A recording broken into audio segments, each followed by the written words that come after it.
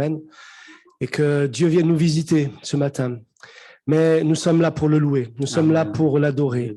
Il est digne de louange. J'avais à cœur de vous lire ces versets que vous connaissez bien et c'est vrai qu'on a besoin de réaliser que nous avons été sauvés pour le louer, le servir et nous voulons le faire encore ce matin au travers de notre louange vraie et sincère. Amen. Celui qui nous aime, qui nous a délivrés de nos péchés par son sang et qui a fait de nous un royaume des sacrificateurs pour Dieu son Père. À lui soit la gloire et la puissance au siècle des siècles. Amen. Voici, il vient avec les nuées, et tout œil le verra. Même ceux qui l'ont percé, toutes les tribus de la terre se lamenteront à cause de lui. Oui, amen. Je suis l'alpha et l'oméga, dit le Seigneur Dieu, celui qui est, qui était et qui vient, le Tout-Puissant. Amen. Est-ce qu'on peut le louer? Est-ce qu'on peut prier le Seigneur pour que Dieu vienne nous visiter ce matin et qu'il visite particulièrement ces familles qui sont là dans le deuil et dans la souffrance? Amen. Merci Seigneur.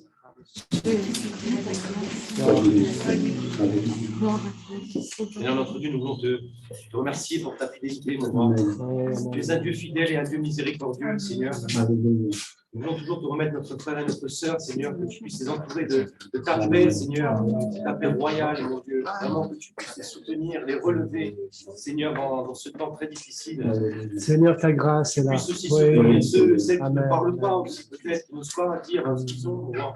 Que tu puisses les visiter de manière plus particulière ce matin, qu'ils puissent ressortir de ce lieu avec une parole à propos, mon Dieu, un baume sur leur cœur, Seigneur, et que toi, Seigneur, tu puisses en ressortir glorifié. Amen. Béni soit ton nom, Seigneur. Béni soit ton nom, Jésus. C'est vrai, Seigneur, que nous ne pouvons pas commencer cette réunion sans penser à notre frère et notre sœur. Vraiment, nous te les remettons parce que quelque part nous pleurons avec eux, Seigneur. C'est une perte terrible, mon Dieu, et toi seul peux les accompagner. Toi seul peux leur donner ta paix. Toi seul peux leur apporter la consolation dont ils auront tellement besoin, Seigneur. Toi seul peux les accompagner sur ce chemin qui va être difficile pour eux, mon Dieu. Alors vraiment, ce matin, Seigneur, nous te les remettons et nous croyons fermement que tu vas agir dans leur cœur. Tu es fidèle, Seigneur. Que tu vas les aider, mon Dieu. C'est vrai parce que tu es fidèle, Seigneur. Tu es vivant. Et nous voulons le voir ce matin. C'est le Christ vivant que nous louons, que nous adorons. Amen. Merci parce que tu vas être avec eux, Amen, Seigneur. amen, Merci amen, pour amen. tout, mon Dieu. Amen. Nous célébrons le prince de la vie, le prince de la paix. Alléluia. Nous célébrons le prince de la vie, le prince de la paix. Tu as vécu cela, Seigneur, quand tu as sacrifié ton fils pour nous. Merci Jésus. Tu as traversé cette peine terrible. Oh, Peut-être la plus profonde, certainement la plus terrible.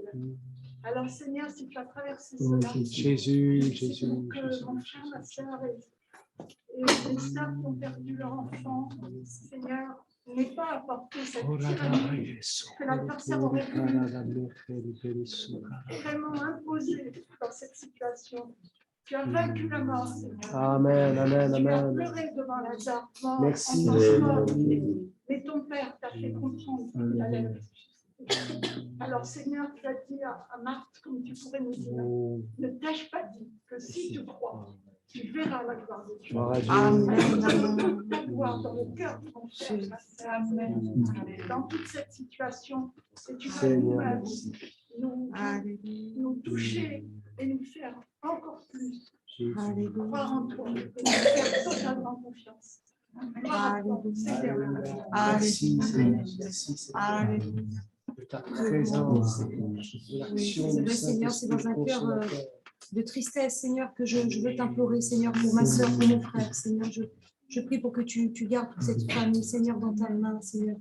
Garde-les dans ta fonction naturelle, Seigneur. Combien je ne peux m'imaginer la douleur, Seigneur, de cette famille, Seigneur Jésus, mais je sais que tu es avec eux, Seigneur. Amen. Merci de les bénir, de les accompagner, Seigneur. Amen. De poser ta main bénissante sur ma soeur. Seigneur Jésus. Alléluia. C'est vrai, Seigneur, nous te remercions, Père, ce matin, de nous permettre d'être dans ce lieu, Seigneur. Nous sommes venus t'apporter l'adoration de notre cœur, mon Dieu, Seigneur, et la reconnaissance. Et cela, c'est vrai, Seigneur, que nous pouvons le faire avant tout sans te présenter tous ceux qui souffrent, mon Dieu, dans leur corps, dans leur cœur, et particulièrement Sylvie, mon Dieu, Seigneur, et Tony, Père, nous te prions, mon Dieu, Seigneur, et nous savons que tu as l'écoute de tous ceux qui sont affligés, Seigneur, que ton oreille, mon Dieu, est attentive à leurs soupirs, à leurs cris, Seigneur, et que tu Recueille toutes leurs larmes, mon Dieu Père. Nous savons que tu es avec eux dans le nom de Jésus et que tu ne les as jamais abandonnés, que tu ne les abandonnes pas même aujourd'hui. Merci, merci parce que nous avons cette assurance que tu es avec eux, Père. Merci par ton Saint-Esprit de leur donner force, courage, de leur donner cette paix qui surpasse toute intelligence. Dans le nom de Jésus, merci. Merci d'avance pour tout ce que tu fais, Seigneur. Gloire à ton nom, Père. Gloire à ton nom. Dans le nom de Jésus. Alléluia. Merci. Alléluia. Merci.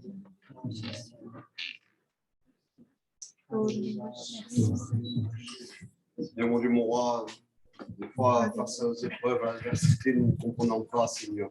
Et ce que nous savons, c'est que toi, tu es souverain dans toutes choses, Seigneur.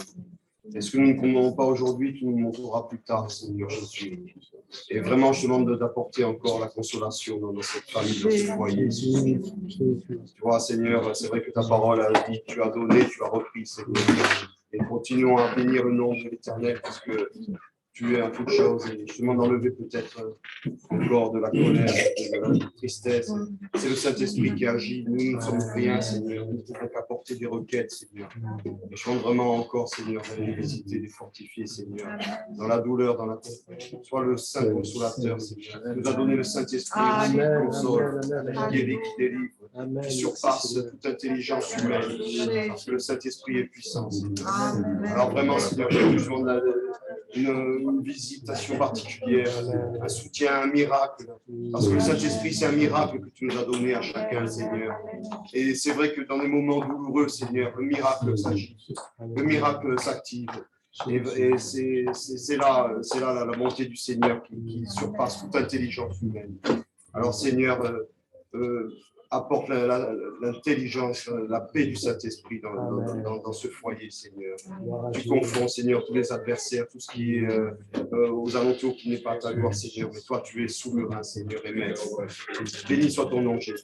Malgré les tristesses et les doutes, les incompréhensions, tu es là, Seigneur. Nous t'aimons, Seigneur Jésus. Amen. Béni soit ton nom, Seigneur. Alléluia. Amen. Gloire à Dieu. Merci, Seigneur. Voilà, dans des situations, nous ne savons que faire, que penser, mais nos yeux sont fixés sur le prince de la vie, sur le prince de la paix. Et comme notre frère a dit, il nous a envoyé le Saint-Esprit, le Consolateur. Alléluia. Nous croyons dans la grâce de Dieu, au travers même des ténèbres.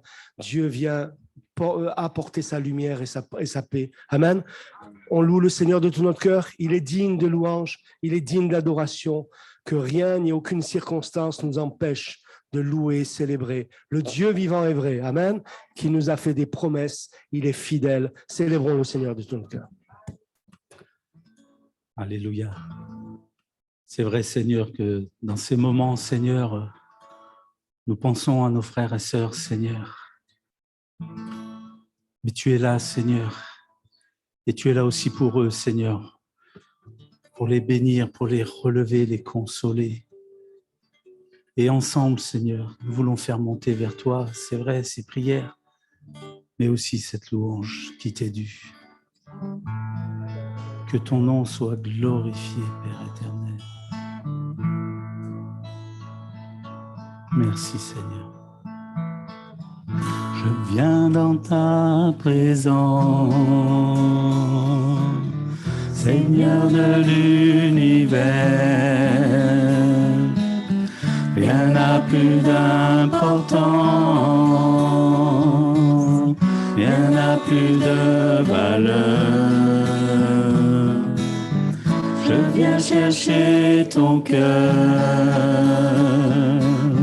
trouver ta volonté, me tenir prosterné en chantant tes louanges. Ton nom est grand, ton nom est saint, ton nom est digne de louange. À toi l'honneur, à toi la gloire, à toi la puissance et la force. Jésus, agneau de Dieu. toi, Jésus. Je viens dans ta présence, déposer mes fardeaux, tout ce qui me retient de m'approcher de toi.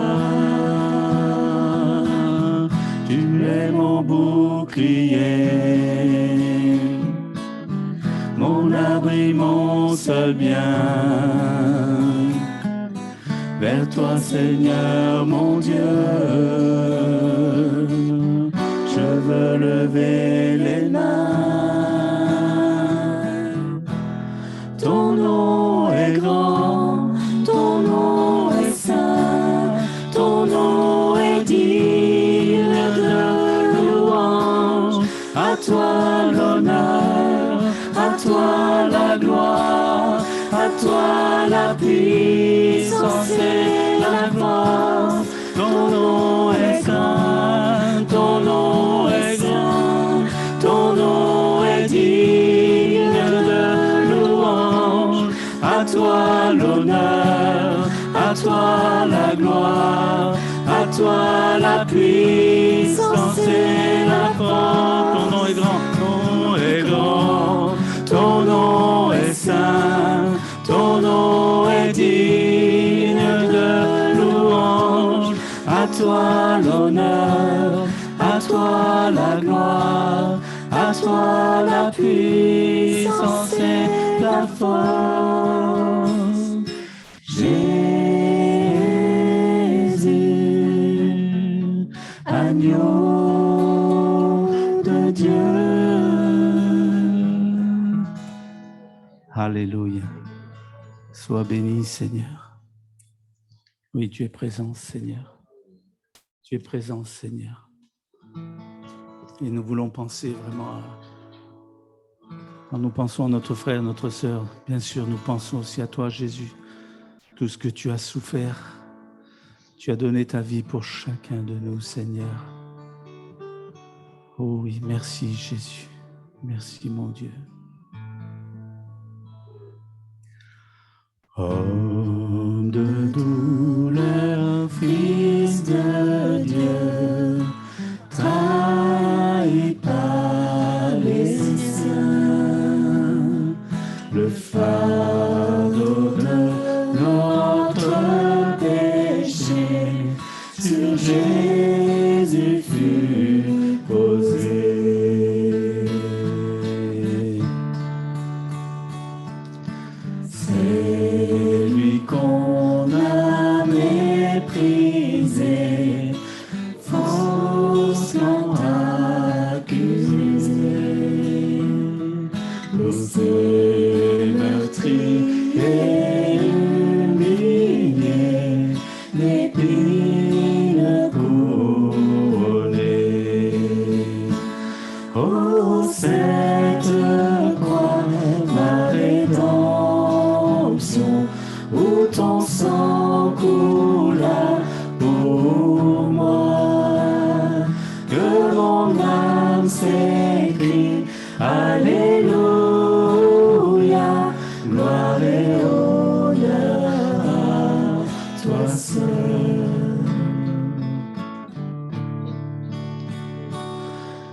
Venu du ciel sur la terre pour nous réconcilier, pour racheter et pardonner ceux qui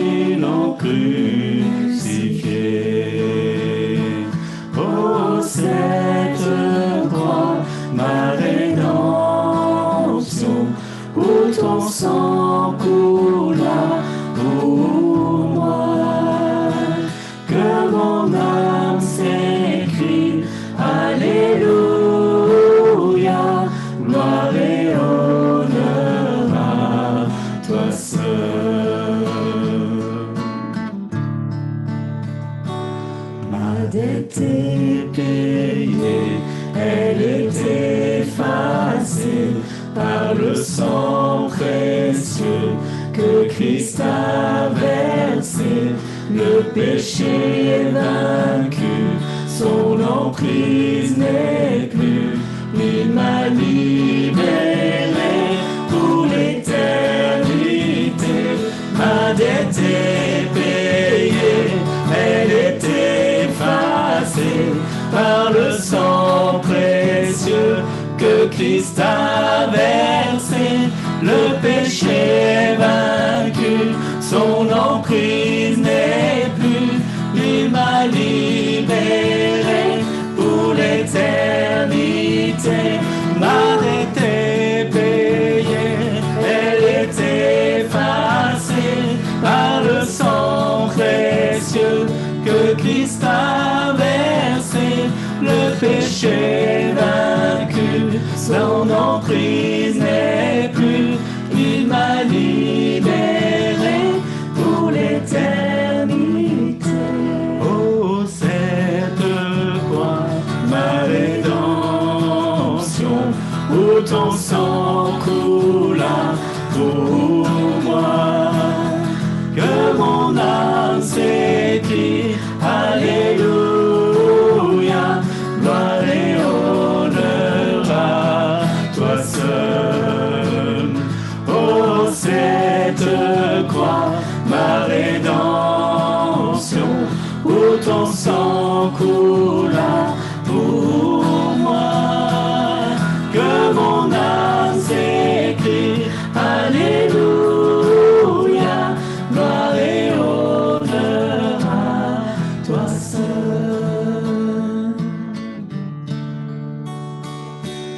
La pierre était roulée, au voile tombeau vide. Alléluia, Dieu soit loué, il est ressuscité. Oh, cette croix, ma rédemption, où ton sang coula pour moi, que mon âme s'écrie, alléluia, gloire et honneur à toi seul. Cette croix, alléluia. Oh, cette croix, ma rédemption, où ton sang coula pour moi, que mon âme s'écrie, alléluia, gloire et honneur à toi seul, gloire et honneur à toi seul, gloire et honneur à toi seul. Oh oui, Seigneur, gloire à toi, mon Dieu. Nous voulons élever notre voix, Seigneur, te louer de tout notre cœur, Seigneur, te dire tout notre amour, Seigneur. C'est vrai, sans toi, nous sommes perdus, Seigneur. Nous sommes misérables, malheureux, Seigneur. Mais avec toi, Seigneur, nous avons cette paix, cette joie. Tu es le grand consolateur, Seigneur, et tu renouvelles par ton esprit nos forces, notre vie avec toi, Seigneur. Alors sois loué, Seigneur, sois béni, mon Dieu. Ton Église te loue et te prie en esprit, en vérité. À toi la gloire, mon Dieu. Amen. Alléluia, gloire à toi, Oui, Jésus. Seigneur, que ton nom soit exalté, que ton nom soit loué, Seigneur Jésus. Merci pour les batailles remportées, Seigneur Jésus. Merci pour ton Saint-Esprit qui nous guide chaque jour. Merci pour ta parole qui est ce pain merveilleux pour notre âme, Seigneur. Merci, Seigneur, parce que à chaque pas, tu es présent, Seigneur, et tu nous parles, Seigneur Jésus.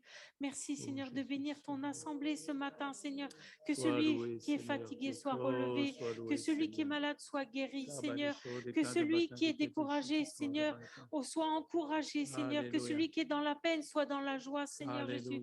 Mon Dieu, Seigneur, tu nous as sauvés.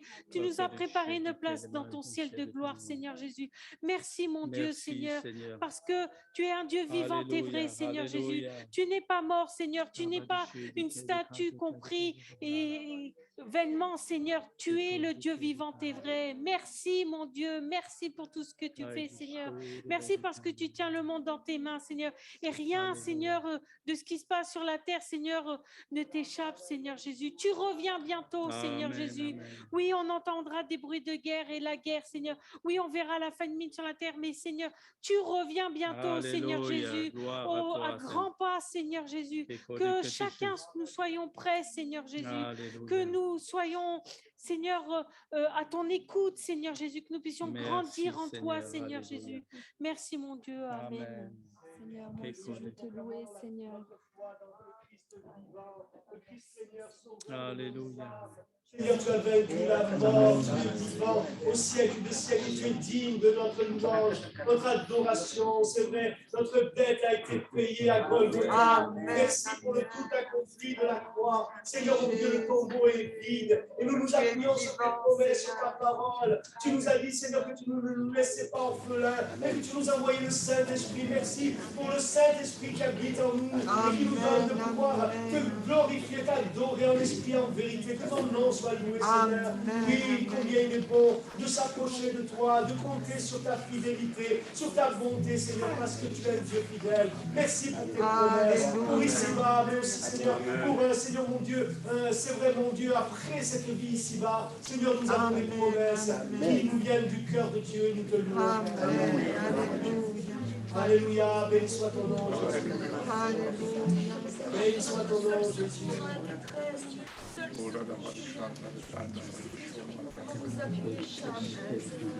Tu es celui qui relève, tu es celui qui guérit. C'est celui qui à chaque instant, Seigneur.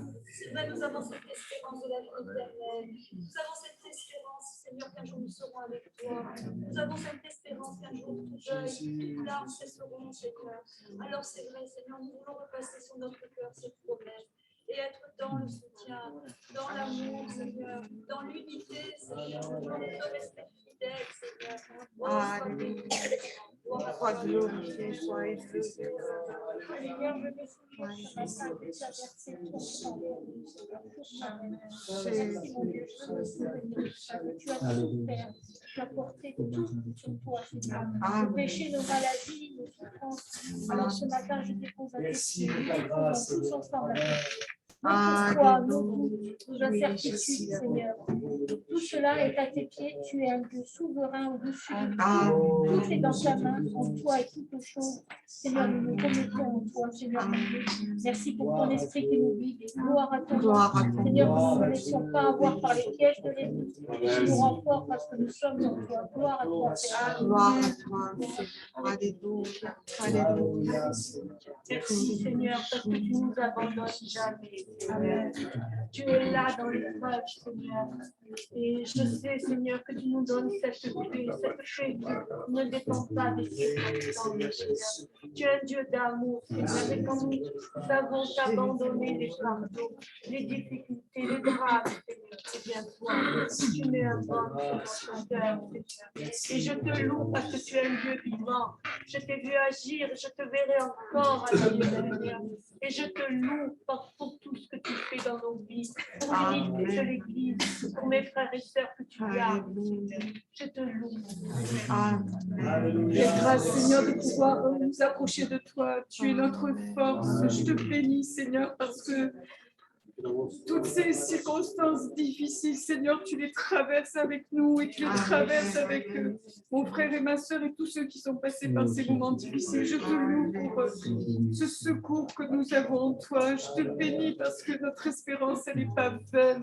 Parce que, Seigneur, une vie glorieuse, Seigneur, nous attend, Seigneur. Et c'est vrai que, comme dit l'apôtre Paul, rien ne saurait être comparé, ni les souffrances du temps présent à la gloire à venir. Seigneur Jésus, merci. Je prie vraiment pour que dans chaque cœur, Seigneur, tu puisses restaurer cette espérance, Seigneur, vraiment vivante en toi, vivante en ta toute-puissance, en ta souveraineté, en ton amour qui est là pour délivrer, pour porter un baume sur les cœurs. Jésus, je te bénis. C'est vrai, tu ne nous as pas laissés orphelins. Saint-Esprit, tu vis dans nos cœurs. Tu fais cette œuvre en chacun de nous. Je te bénis, bénis chaque personne ici présente ce matin, particulièrement toute cette famille. Tu bénis ceux qui sont sur le Zoom aussi. Seigneur, que ta gloire éclate au milieu de ces de toutes ces difficultés, que ta gloire se manifeste. Nous le voyons et nous le croyons. Nous le croyons de tout notre cœur. Merci, Jésus. Alléluia. C'est vrai, Seigneur, je veux te louer également parce que dans ma faiblesse, tu me rends fort, Seigneur. Merci pour ces temps parfois de désert que je traverse, Seigneur, ces temps de silence, parce que c'est là que tu te manifestes encore, Seigneur Jésus. C'est là que tu me fais grandir, Seigneur. C'est dans des moments, Seigneur, peut-être de solitude, Seigneur, tu ne parles pas à nos cœurs, Seigneur, mais tu nous gardes, tu nous fortifies, tu nous fais grandir en toi, Seigneur. Merci pour tout ce que tu fais dans ma vie, Seigneur. Amen.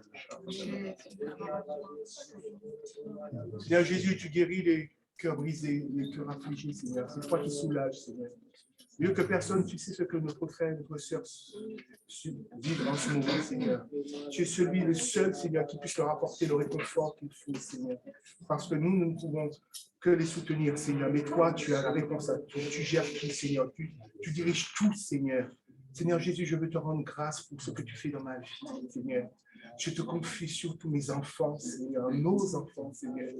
Garde-les, Seigneur, de toute influence maléfique de ce monde, Seigneur, qui ne leur apporte que désolation et tristesse, Seigneur. Remplis-le, Seigneur, de ton esprit, Seigneur. Attire-les à toi, Seigneur. Sauve-les et, Seigneur, soulage tous ceux qui souffrent, Seigneur, parmi nous, tous ceux qui ont besoin d'aide, Seigneur, tous ceux qui ont besoin d'être soutenus, Seigneur. Seigneur, nous te faisons confiance, Seigneur. Nous n'avons aucun doute, Seigneur, sur ce que tu fais et ce que tu es et ce que tu dis, Seigneur. Sois béni, sois loué, Seigneur Jésus. Merci de ta parole.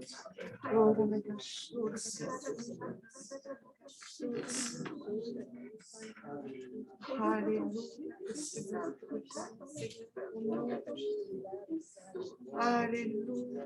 Alléluia.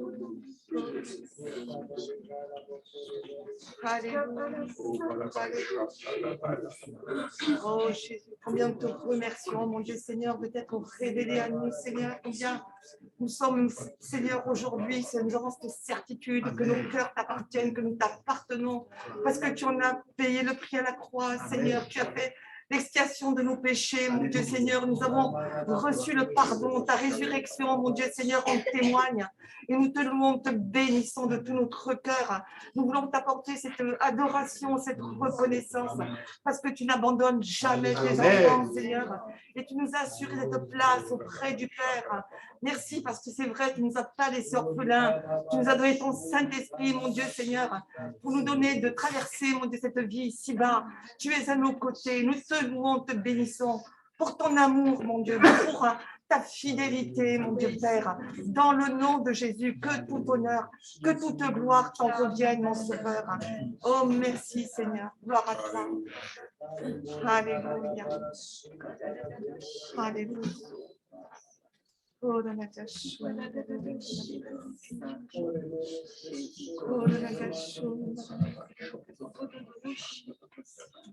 Alléluia.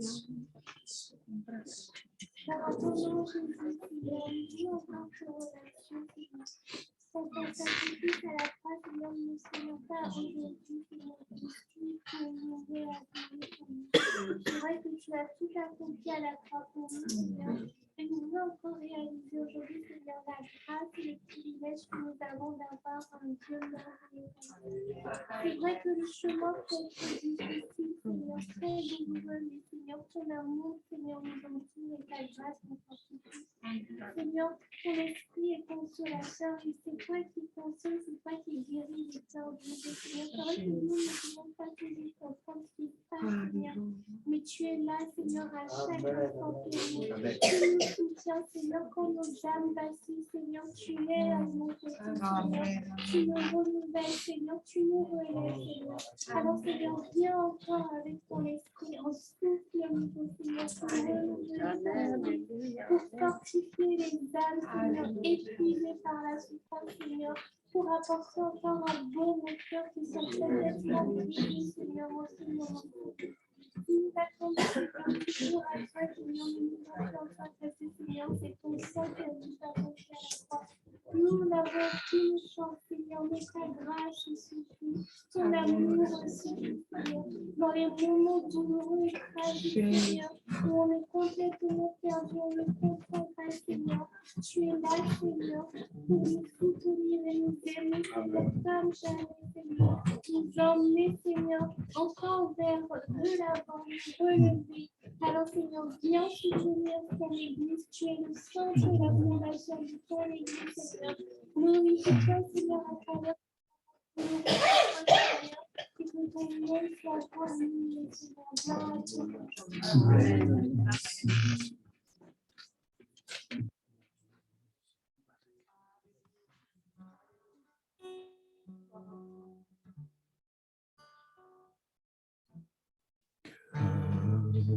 Ma louange s'élève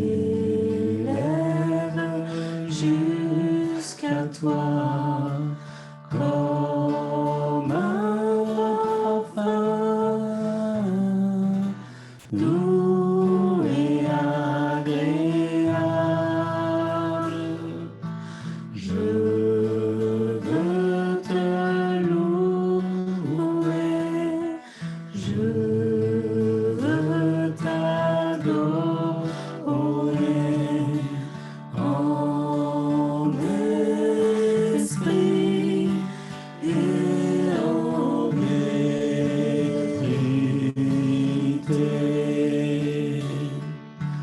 Que ma louange s'élève jusqu'à toi comme un parfum doux et agréable.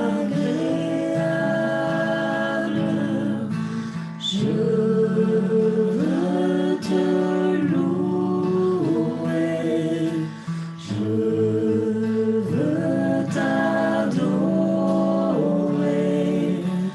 en esprit et en vérité. En esprit et en vérité.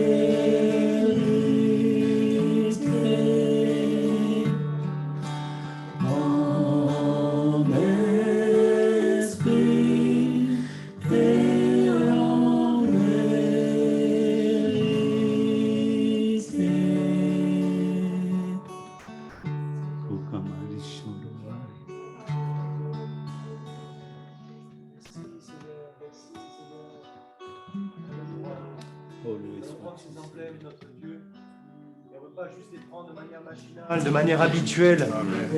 Nous voulons honorer ce sacrifice qui sera honoré jusque dans l'éternité, mon Dieu.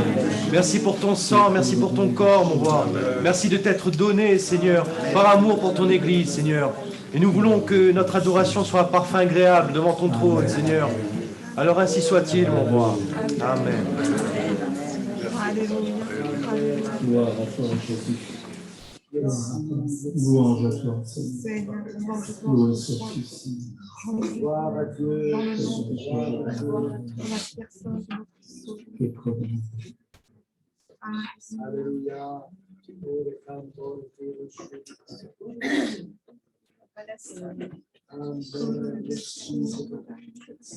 Là, nous allons prendre le Saint-Repas.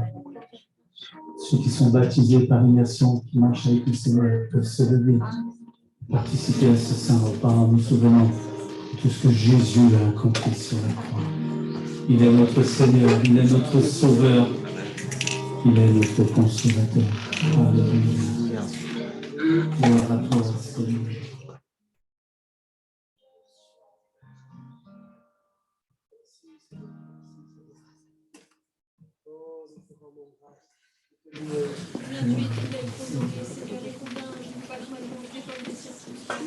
Parce que tu as tout donné à la croix pour moi, Seigneur. Merci pour ton sacrifice pour lequel nous ne souvenons pas la vie. Quelle grâce, quel amour, Seigneur. On ne peut le mesurer tellement il est immense. Et combien de choses de t'appartenir. Merci encore pour ta présence dans la vie. Parce que c'est vrai que tu es là, quoi qu'il arrive. Tu es là, même quand on ne comprend pas ce qui se passe, donc tu es là. Merci pour ton amour, Père, et ta fidélité. Merci Seigneur de ta grâce. Merci Jésus. Alléluia. Alléluia.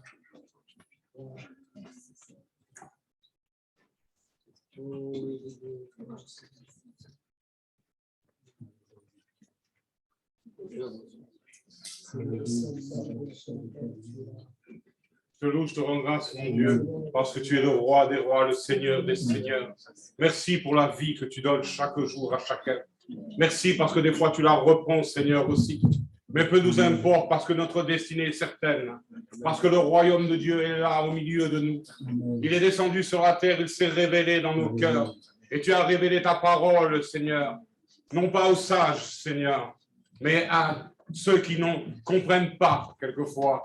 Alors nous ne comprenons pas tout sur cette terre, mais nous savons que tu demeures l'Éternel, le fidèle, le roi des rois, le Seigneur des seigneurs qui bénit chacun. Merci pour l'assemblée ce matin qui veut se lever pour t'adorer, pour t'acclamer, Seigneur, quelles que soient les circonstances, Seigneur. Bénis chacun d'entre nous, bénis cette famille, Seigneur, étends ta main, que ton Saint-Esprit repose sur eux et que la consolation vienne. Je te loue parce que tu es mon Dieu. Amen. Alléluia, Dieu, c'est vrai que nous voulons te bénir ce matin, malgré les circonstances, malgré le deuil, malgré la souffrance, parce que c'est la réalité de ton présence, Seigneur. Nous savons que nous avons un destin éternel avec toi, et toute souffrance, tout deuil sera lâché, Seigneur. Nous serons dans ta présence, nous serons dans nos joies perpétuelles, tu vas sécher les larmes de nos yeux, Dieu. Et nous voulons te bénir, je veux te bénir, Seigneur, parce que Christ est roi, et Christ demeure roi. Tu es le roi, Seigneur. Amen. Tu règnes sur nos destinées, Seigneur. Tu règnes sur chacun de nos pas, Seigneur. Même quand parfois nous ne comprenons pas, toi, tu es là, demeure ici, Seigneur. Alors je te bénis ce matin, Seigneur, parce que tu es le Dieu toujours qui relève, de manière surnaturelle. Tu es le Dieu toujours qui parle de manière surnaturelle, Seigneur. Parfois, nous n'avons plus besoin du naturel des hommes, Seigneur. Nous avons soif, nous avons besoin du surnaturel de Dieu. Et c'est là que tu viens, c'est là que tu interviens. C'est pour ça que ce matin, avec mes frères et sœurs, je peux encore te bénir, te remercier, Seigneur, parce que tu restes le Dieu, l'éternel des armées, qui est la présence de Dieu, qui règne sur nous. Que ton nom soit béni, mon Dieu. Amen.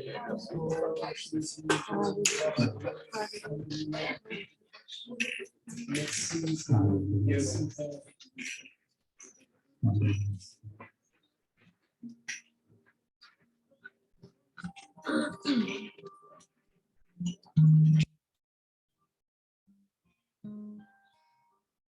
Gloire à toi, Seigneur. Pendant le service des offrandes, notre sœur Juliette et Marie-France voudront bien. Merci. J'ai eu à cœur de chanter ce merveilleux cantique qui nous dit chaque jour, à chaque heure, j'ai besoin de toi.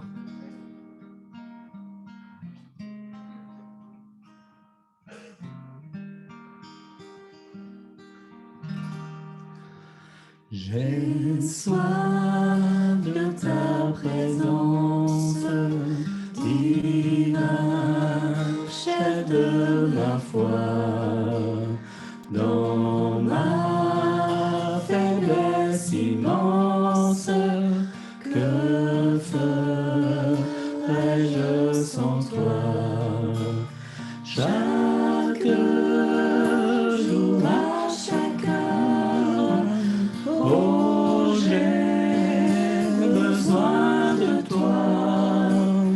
Viens, Jésus, et demeure auprès de moi. Des ennemis dans l'ombre, autour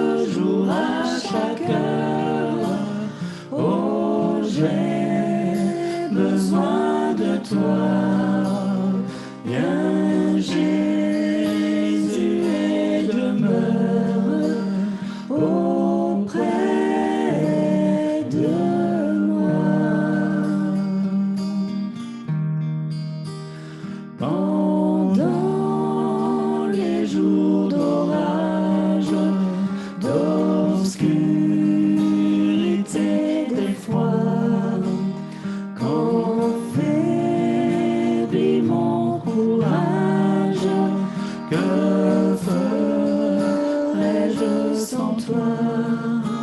Chaque jour, à chaque heure, oh, j'ai besoin de toi.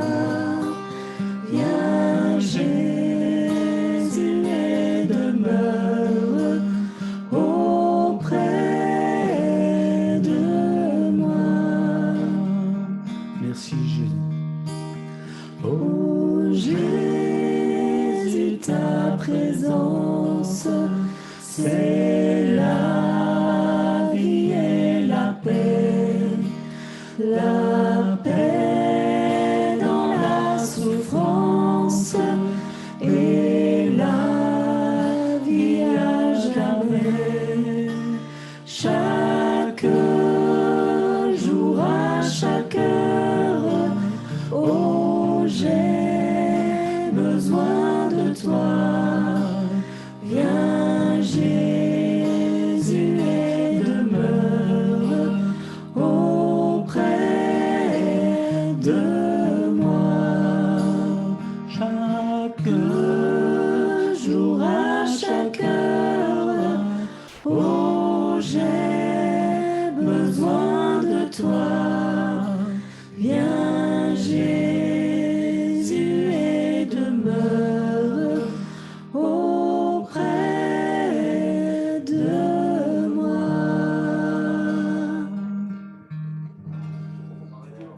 Alléluia. Gloire à Dieu. Alléluia. Que Dieu bénisse sa parole. Amen, amen. Merci mon frère, merci mes sœurs pour ces chants. Voilà, c'est une journée un peu particulière, mais nous voulons louer le Seigneur de tout notre cœur. Amen. Il est fidèle, notre Dieu est fidèle. Et on veut bénir Dieu pour sa grâce. Voilà, quelques annonces avant de laisser la place à la parole de Dieu. Vous dire donc, il y a là les réunions de la semaine qui vont s'afficher. Le jeûne et prière est reporté à dimanche prochain. Voilà, notre sœur Marie-Françoise qui est au milieu de nous, donc m'a dit aussi de vous remercier pour vos prières, vraiment pour tout ce qui a été fait au niveau des prières par rapport au départ de sa maman. Elle a senti, elle est dans la paix, elle a senti la paix de Dieu, la présence de Dieu. En tout cas, elle vous remercie. Je voudrais signaler aussi que notre sœur Marie-Edo, qui est là, voilà, notre sœur qui est là depuis quelques années, donc va partir vendredi pour aller travailler sur Toulon. Donc, elle cherche un appartement. On va prier tout à l'heure pour ça aussi. Mais en tout cas, on a été heureux de la voir avec nous, au milieu de nous. Amen. Et on veut prier pour elle et que Dieu la bénisse, que Dieu l'utilise là-bas sur Toulon. Et elle sera là avec nous mardi soir. Tu seras là avec nous? Ouais. Bon, ok. On va prier pour notre sœur, que Dieu l'encourage, la bénisse et conduise toutes choses et l'utilise. Voilà. Voilà, on prie particulièrement pour Sylvie et Tony. C'est Tony qui vient de m'appeler. Ils viennent d'avoir juste les informations. Donc, le service funèbre aura lieu chez Piketty mardi prochain à 16h. Mardi prochain à 16h. Et là, il me disait donc que ce soir, à partir de ce soir, on peut venir. Alors moi, j'ai dit, Tony, tu veux que ce soit que la famille qui reste pour le moment? Il m'a dit, non, Vincent, dis à tous les frères et sœurs qui veulent venir. Au contraire, nous avons besoin des frères et sœurs. Donc, à partir de 17h, s'il y a un changement, on vous enverra un texto. Donc, on prie pour cette famille qui traverse ce drame, chose qui est là, incompréhensible, mais on est dans ce monde, on n'est pas du monde. On sait que dans ce monde, il y a tellement de choses horribles, mais nous comptons sur la grâce de Dieu, la fidélité de Dieu. Donc, notez bien cela et surtout, je crois qu'ils ont besoin de notre présence et on va prier pour que vraiment Dieu les soutienne. Amen. On prie aussi pour Toussaint, notre frère Toussaint. Hier soir, on a eu quelques nouvelles. Donc, il a quand même eu une opération qui a duré 7 heures. Ça s'est bien passé. Mais hier soir, Yolande a envoyé un texto pour dire qu'il avait de la fièvre, la tension. Ce matin, je n'ai pas réussi à la joindre. On continue de prier pour notre frère aussi, que Dieu étende ses mains, que Dieu le bénisse. On prie pour tous ceux qui ont besoin de la grâce de Dieu. Notre sœur Yannick de Saint-Florent aussi nous remercie pour les prières pour leur fils. Je voudrais qu'on se lève un instant. Vous voulez bien qu'on prie le Seigneur, qu'on demande à un frère, à une sœur d'élever leur voix, de prier Dieu, de demander à Dieu sa grâce. Je voudrais demander à Marie-France et et un autre frère aussi, peut-être à Rock, de lever leur voix et de prier le Seigneur. C'est vrai, Seigneur, encore ce matin, nous voulons présenter toutes ces requêtes de prière devant toi, Seigneur. Parce qu'il y a des circonstances, Seigneur, où nous ne pouvons nous fier qu'à toi, Seigneur, nous confier qu'à toi, Seigneur. Alors c'est vrai, mon Dieu, bénis Sylvie et Tony, comme nous l'avons déjà prié, Seigneur. Vraiment, le frère également de Kimberly, Seigneur, vraiment que tu puisses peut-être parler à son cœur, lui apporter cette paix dont il aura tellement besoin, Seigneur. Merci de bénir Toussaint, Seigneur, vraiment de le relever complètement, Seigneur, de faire disparaître cette fièvre et cette tension, Seigneur. Merci pour Marie-François, c'est vrai, Seigneur, notre sœur était dans la paix, Seigneur, et vraiment c'est une grâce entière de ta part, Seigneur. Alors merci pour tout ce que tu vas accomplir encore en cette journée, Seigneur. Merci pour tout ce que tu vas accomplir dans nos cœurs, Seigneur. Merci de nous aider à avancer sur ce chemin, Seigneur, qui mène à toi, mon Dieu. Merci, Seigneur. Amen. Seigneur, je veux rejoindre aussi à la prière de ma sœur, Seigneur. Je veux te remettre aussi tous ces cas. Et je sais, Seigneur, qu'à tous ces cas, il y a une finalité parce que tu es roi, Seigneur, tu es souverain, et que tu es ce roi de paix, Seigneur. Et je prie que tu apportes cette paix, en particulier pour Tony et Sylvie, mon roi. Vraiment, que tu les inondes de ta paix, Seigneur, que même eux, ils ne comprennent pas, Seigneur, ils ne peuvent pas comprendre, parce que ça va au-delà des raisonnements humains, mon roi. Je te remets aussi ma sœur Marie-Edo, Seigneur, que tu puisses l'aider, que tu puisses lui ouvrir la porte, Seigneur, tu lui ouvres la porte à tout le monde, qu'elle puisse avoir un appartement, Seigneur, qu'elle puisse encore, voilà, comme dit mon frère, voir ta direction, Seigneur, et ta souveraineté, Père. Alléluia. Amen. Gloire à Dieu. Hein? Voilà, on laisse la place à notre frère Félix qui nous apporte le message de la parole de Dieu. Merci, Massa. Voilà, bonjour à chacune, bonjour à chacun. C'est vrai que quand il y a des temps difficiles, il y a plusieurs familles en quelques semaines qui ont été éprouvées par des deuils. Et quand on passe par des temps difficiles comme ça, c'est sûr que ça impacte, premièrement, ces familles qui sont dans le malheur, et deuxièmement, l'Église. Deuxièmement, l'Église, parce que la Bible dit que quand un souffre, tout se souffre. Je crois que c'est impossible d'être indifférent. Sinon, on a quand même des questions à se poser. C'est impossible d'être indifférent. Alors, je voudrais simplement... Une seconde, sur un Bluetooth, je vais baisser le son parce que c'est le retour qui est trop fort. Je voudrais simplement rappeler ce que j'ai déjà rappelé vendredi soir, ce qui peut se passer. La dernière fois que mon fils Anaël avait prêché ici, il avait raconté une histoire. Vrai, évidemment, c'est quand il était en Israël. Il y a un couple de l'église de Tel Aviv où il était qui ne pouvait pas avoir d'enfant. Et puis, ils ont réussi à avoir un enfant. Et au bout de quelques mois, le bébé est mort. Vous vous rendez compte? Mais que fait Dieu? Au bout de quelques mois, le bébé est mort. Et puis, bien sûr, toute l'église a été à l'enterrement. Et mon fils me disait, mais il y avait ce petit cercueil qui était là près de la tombe ouverte et la maman qui hurlait. Et ça peut vraiment se comprendre. La maman qui hurlait, qui pleurait, qui était là, c'était simplement intolérable. Et puis, il y a une sœur qui a commencé à chanter un cantique. Sur le coup, tu te dis, mais elle est folle. C'est quoi ça? Elle chante. Elle a commencé à canter un cantique et il disait, l'Esprit de Dieu est descendu. Et tout le monde a commencé à chanter. Et même le papa et la maman ont commencé à chanter. Ça, c'est des trucs de fou. Ça, c'est des trucs de Dieu. Ça, c'est le surnaturel de Dieu. Et comme c'était un couple qui conduisait la louange, qui participait en tout cas à la louange, le dimanche suivant, ils étaient sur l'estrade dans la louange. Comment voulez-vous faire si ce n'est pas par Dieu? Leur bébé qui est mort, ce bébé qu'ils ont tant souhaité. Et puis je me suis retrouvé dans un hôtel à Capernaum avec mon fils. Et puis tout l'Institut biblique était venu. Donc on s'est retrouvés ensemble là-bas. Il y avait un culte le dimanche matin et j'ai vu ce couple dans la louange et dans la joie. Alors je crois que vraiment on peut prier avec foi pour notre frère, pour notre sœur, pour tous ceux qui sont passés par le deuil dernièrement. Parce que Vincent disait, ils ont besoin de notre présence. Bien sûr, ils ont besoin de notre présence. Et on va aller les voir, on va aller discuter avec eux. Mais ils ont besoin du surnaturel de Dieu. Et quand le surnaturel de Dieu intervient, c'est de la folie, de la folie.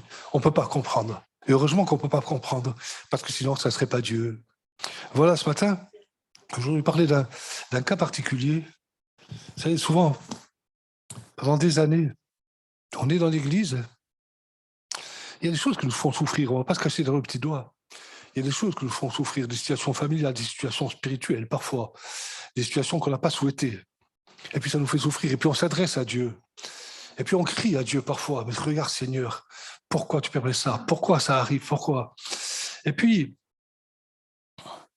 il y a des temps qui peuvent sembler difficiles, et qui le sont certainement, quand Dieu ne répond pas. Je voudrais parler ce matin du silence de Dieu, des silences de Dieu. Quand Dieu ne répond pas, mais qu'est-ce qui se passe, Seigneur? Qu'est-ce qui se passe, Seigneur? Tu ne réponds pas. Vous savez, dans le monde, quand on parle à quelqu'un, quand on parle d'une personne, et puis, vous savez, ça vous est certainement déjà arrivé. Vous parlez à quelqu'un, puis la personne se met à regarder ailleurs, comme ça. Ouf. Vous dites, ça n'intéresse pas vraiment ce que je lui dis là. Ou bien, il ne vous répond pas. Ça génère des interrogations quand même. Hein. Ça génère des interrogations. Vous dites, ce que je dis, franchement, ça n'a pas l'air de beaucoup l'intéresser. Ce que je dis, ça ne l'intéresse pas. Ou alors, vous êtes en train de dire, vous pensez peut-être, là, il est en train de me montrer qu'il a quelque chose contre moi. Il me fait la tête. Il ne répond pas. Parfois, même cette personne à qui vous vous adressez se met à faire autre chose. Ça devient chaud, quoi. Vous dites, ça l'intéresse vraiment pas. Mais parfois, vous savez, quand malgré nos prières, malgré notre insistance devant Dieu, Dieu n'a pas répondu, mais n'a pas apporté de solution. Mais on dit, Seigneur, mais une parole, parle-moi, donne-moi une parole. Même si je ne règle pas le problème, parle-moi, montre-moi que tu es toujours avec moi, j'ai besoin d'entendre ta voix. Je vous assure que ça m'arrive, et certainement à tout le monde. Parle-moi, j'ai besoin d'entendre ta voix, j'ai besoin que tu me parles, parce que sinon, qu'est-ce que je fais, moi? J'ai besoin même d'une direction. Comment tu veux que je fasse? Parfois, c'est le désespoir, parfois, on n'en peut plus. J'ai besoin que tu me parles. Silence radio. Silence radio. Et je crois que quand Dieu ne répond pas, ça risque de générer les mêmes interrogations que quand quelqu'un ne nous répond pas dans le monde. Toutes sortes d'interrogations, les mêmes même parfois. Bon, finalement, ce que je dis à Dieu, ça n'intéresse pas vraiment. Les mêmes interrogations. Peut-être qu'il y a quelque chose contre moi, peut-être que j'ai fait quelque chose, peut-être que je ne lui ai déplu. Et là, vraiment, il a quelque chose contre moi. Et je culpabilise. Mais ce matin, je ne veux pas t'annoncer le Dieu du jugement, je veux t'annoncer le Dieu de la grâce. Même si tu n'as pas répondu pendant un certain temps. Parfois même, on dirait qu'il se met à faire autre chose. On dit qu'il fait autre chose qui est plus important que ce que moi je lui soumets, que la prière que je lui soumets, que ce que moi je lui dis. Souvenez-vous, par exemple, de cet homme qui a été vers Jésus, chef de la synagogue, une fille de 12 ans, qui était en train de mourir. Et cet homme-là, il va vers Jésus. Sa fille est en train de mourir, c'est quelque chose de terrible, il va vers Jésus. Si tu peux, fais quelque chose, j'ai besoin de toi. Et puis, en chemin, Jésus s'arrête et se met à faire autre chose. Et il ne dit rien, cet homme-là, il ne lui explique pas la situation, il ne dit pas pourquoi il s'arrête. Il aurait pu lui dire, mais t'inquiète pas, je vais quand même venir avec toi, ta fille va guérir, ne te fais pas de soucis, je suis là, je suis avec toi, je ne vais pas t'abandonner. Non, rien. Il se met à faire autre chose. Mais qu'est-ce qui doit se passer dans la tête de cet homme-là? Mais pourquoi? Et puis, la femme qui s'est approchée de Jésus, à ce moment-là, eh ben, elle est guérie. Et le papa, il reste avec son problème, pour l'instant. Imagine un peu les questions. Jésus ne lui explique pas pourquoi. Il s'arrête pour s'occuper de quelqu'un d'autre. Et combien de fois on voudrait bien que Jésus nous explique pourquoi. Nous explique pourquoi elle agit comme ça. Et on ne comprend pas. Pourquoi a-t-elle reçu même dans l'église? Et moi non. Moi, je n'ai pas reçu. Pourquoi a-t-elle été bénie, a été guérie? Moi non.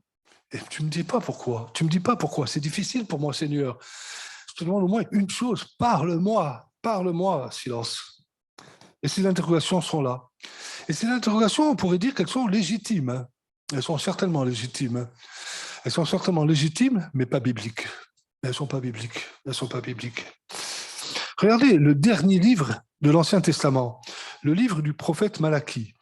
On va l'afficher. Malachie, chapitre 4, verset 6. Le dernier livre, et c'est le dernier verset, le tout dernier verset de l'Ancien Testament. Il ramènera le cœur des pères à leurs enfants et le cœur des enfants à leurs pères, de peur que je ne vienne frapper le pays d'interdit. Il ramènera le cœur des pères à leurs enfants et le cœur des enfants à leurs pères. Tout dernier verset de l'Ancien Testament, de qui parle le prophète Malachie? On le voit, on ne va pas l'afficher, on le voit quelques versets plus haut. Il parle de quelqu'un dont il est dit, pour vous se lèvera le soleil de justice et la guérison sera sous ses ailes. Autrement dit, la fin de l'Ancien Testament, le dernier verset même de l'Ancien Testament, fait une promesse. Le libérateur va venir.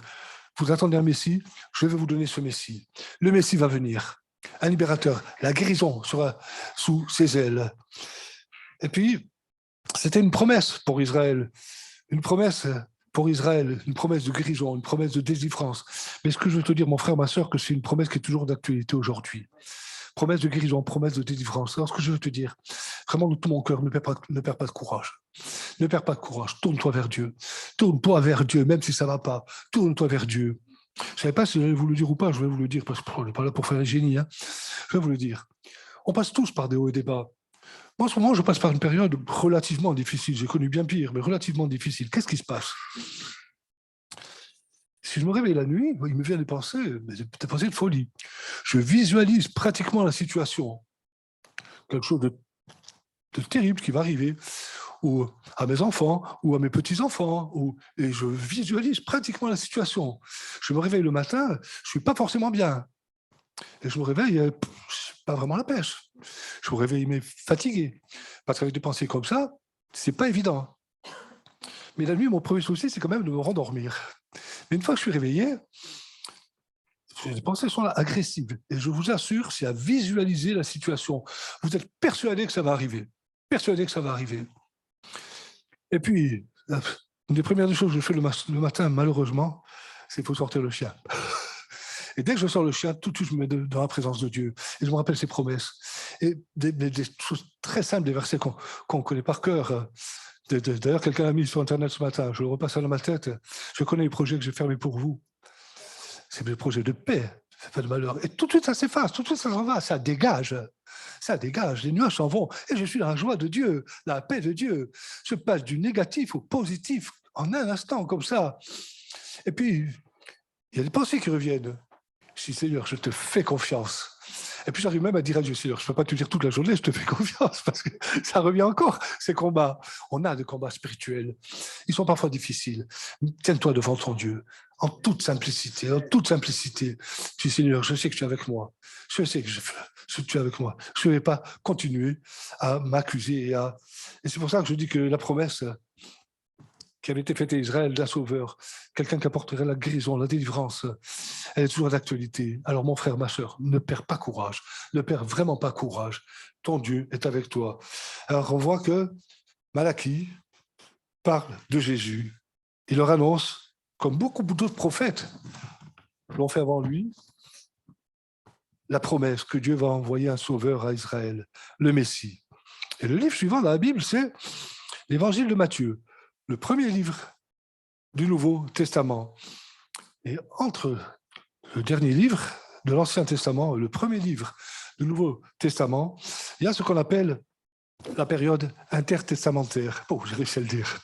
La période intertestamentaire. Je me suis entraîné. La période intertestamentaire. Vous savez ce que c'est la période intertestamentaire? C'est la période qu'il y a évidemment entre l'Ancien Testament et le Nouveau Testament. Et qu'est-ce qui se passe? Elle dure 400 ans, cette période, avant que Matthieu écrive. Et pendant cette période, 400 ans de silence. 400 ans de silence. Non seulement il n'y a plus aucun prophète qui va se manifester, il y a l'Esprit de Dieu, il y a certainement des gens qui prophétisent, on appelait ça les voyants à l'époque, on allait vers eux, ils donnaient des directions aux gens, mais plus aucun prophète, plus aucun écrit, plus rien. 400 ans de silence, 400 ans de silence. Mais non seulement c'est une période de silence, mais ça va être une période qu'on connaît mal. Parce que c'est des 400 ans qui ne sont pas écrits, on la connaît très mal, cette période. Mais c'est 400 ans de guerre, de révolte. C'est des moments qui ne sont pas faciles à vivre pour le peuple d'Israël, le peuple de Dieu quand même, le peuple à qui Dieu a fait des promesses quand même. Des périodes de guerre, des périodes de révolte. Pour nous, parfois, c'est un petit peu la même chose. Quand Il y a une période de silence de la part de Dieu comme ça, quand Dieu ne nous parle pas, quand Dieu ne nous encourage pas, alors qu'on en a besoin. Et qu'est-ce qui se passe? Qu'est-ce qui se passe? Et puis, il peut nous arriver. Il va arriver peut-être qu'on s'aigrisse. Et même qu'on rentre, en quelque sorte, en révolte contre Dieu, en révolte contre l'Église. Pourquoi? Il n'y a rien pour moi. Pourquoi d'autres reçoivent, moi je reçois rien? On a l'impression que Dieu ne se manifeste plus. Comme je le disais, il y a toutes sortes de pensées qui vont venir. Pendant cette période, le peuple d'Israël va se retrouver à un moment donné soumis aux Grecs. Pas que. Mais là, il y a un moment où ils vont se retrouver soumis aux Grecs. Des territoires qui appartenaient au peuple de Dieu qui vont être envahis par des gens qui sont les ennemis du peuple de Dieu. Et je crois que il y a un territoire qui appartient au peuple de Dieu aujourd'hui, c'est notre Église, c'est notre cœur surtout, notre cœur, que l'ennemi du peuple de Dieu, le diable, va vouloir envahir de la même manière. Mais ils sont comment dire, je dis qu'il n'y avait pas que les Grecs, il va y avoir aussi l'opposition égyptienne, ça va se passer en Judée. Et en Judée, la Judée va se retrouver sous la domination égyptienne. Il faut qu'on fasse attention à ce que nos cœurs, notre Église, ne se retrouve pas sous la domination égyptienne. Pourquoi je parle de l'Église? Vous savez, ça veut dire Judée. Judée, ça veut dire il sera loué. Ça veut dire louange. C'est ce qu'on vient de faire, ce que le peuple de Dieu vient de faire. C'était le territoire de Judée, il sera loué. Une représentation de l'Église, elle est envahie par les Égyptiens. L'Égypte, c'est l'image du diable. Je crois qu'il faut qu'on fasse attention à ce que notre Église ne soit pas envahie par l'Égypte, par les Égyptiens, par la mondanité, Vous savez, à un moment donné, je crois que quand on se réunit entre nous, qu'on fait un repas, on est content de le faire, on passe du bon temps entre nous. Mais il y a des priorités. Il y a des priorités. Et la priorité, ça va quand même rester louer Dieu le dimanche matin. La priorité, ça va quand même rester intercéder le vendredi soir. Parce que sinon, petit à petit, on va laisser l'Égyptien envahir notre Église.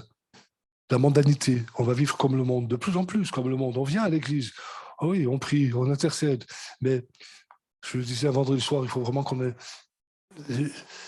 les entrailles émues de compassion quand on prie pour ceux qui sont le malheur, comme Jésus. Les entrailles émues de compassion.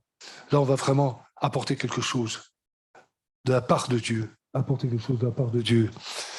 La culture grecque va même menacer à un moment donné, pendant ces 400 ans de silence, de faire mourir le judaïsme.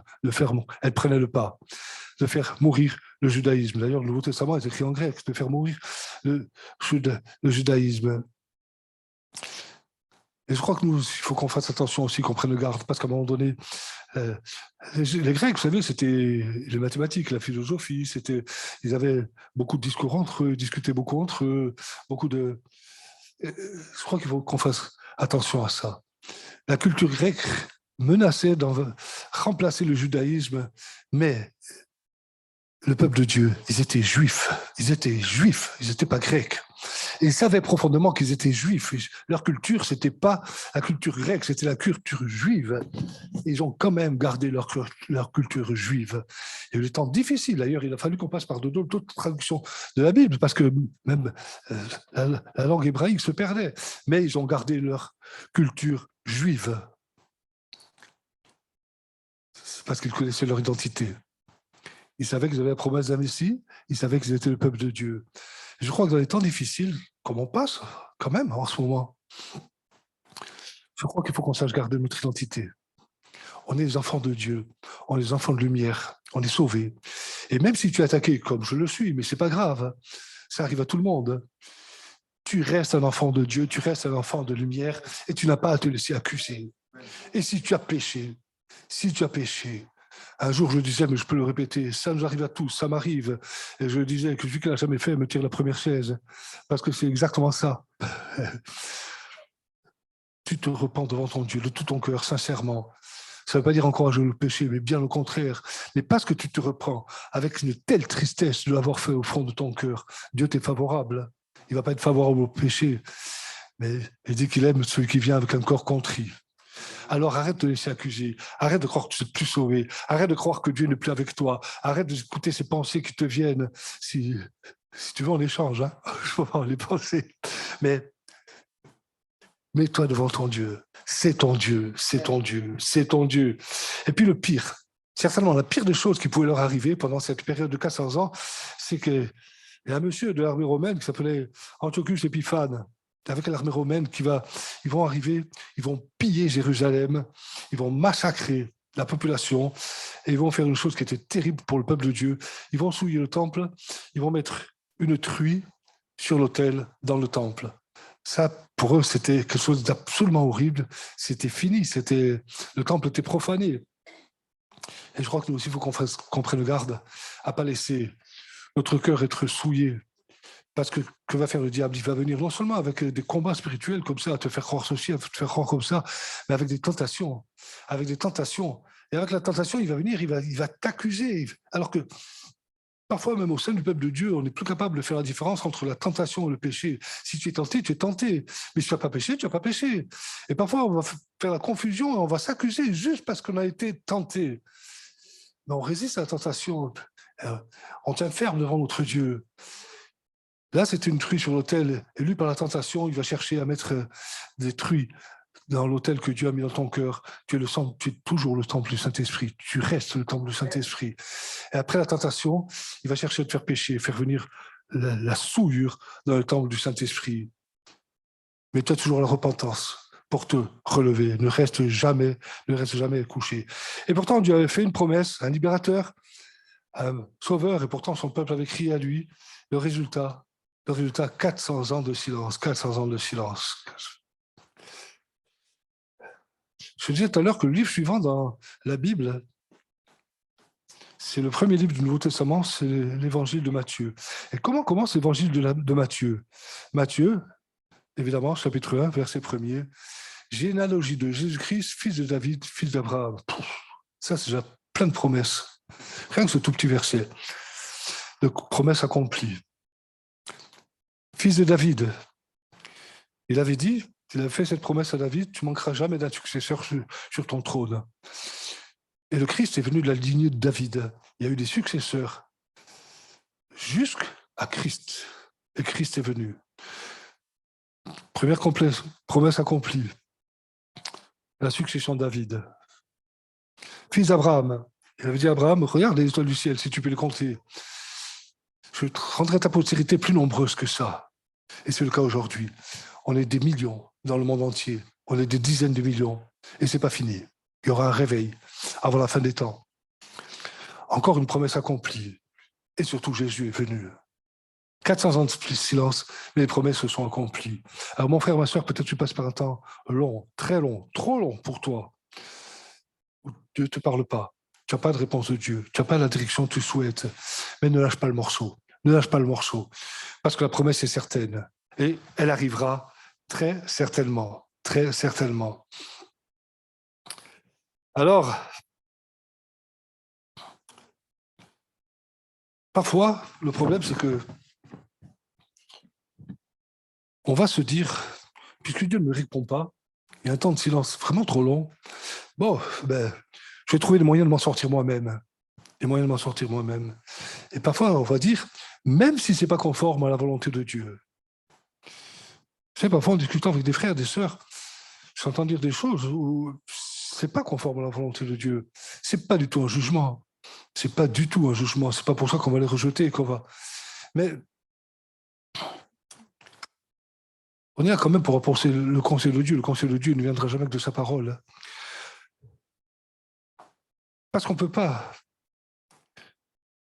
laisser aller la personne à faire n'importe quoi. Ça ne va pas marcher. Elle va se faire mal. On est obligé de la soutenir, de l'aider, de lui montrer les promesses de Dieu. Et parfois, on l'a vu avec Abraham dans la Bible et d'autres, on va chercher à s'en sortir par nos propres forces. Je crois que ça, c'est vraiment à éviter. Alors, la question qu'on peut se poser, c'est pourquoi il y a eu 400 ans de silence? Pourquoi Dieu n'a plus parlé à son peuple pendant 400 ans? Il y a plusieurs raisons à cela. Regardez, la première des raisons, c'est valable pour nous aujourd'hui. Dans l'Épître aux Romains, chapitre 5 et verset 6.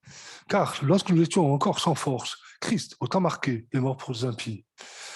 Christ, au temps marqué. Il y avait un temps marqué par Dieu. Jésus ne pouvait pas venir avant. Jésus ne pouvait pas venir après. D'abord, la loi, la Torah devait conduire à Christ, parce que c'est le seul rôle de la loi, conduire à Christ. Conduire à Christ. Et ils avaient besoin de comprendre pleinement qu'à travers la loi, ils ne pouvaient pas s'en sortir. C'est-à-dire par leur propre force,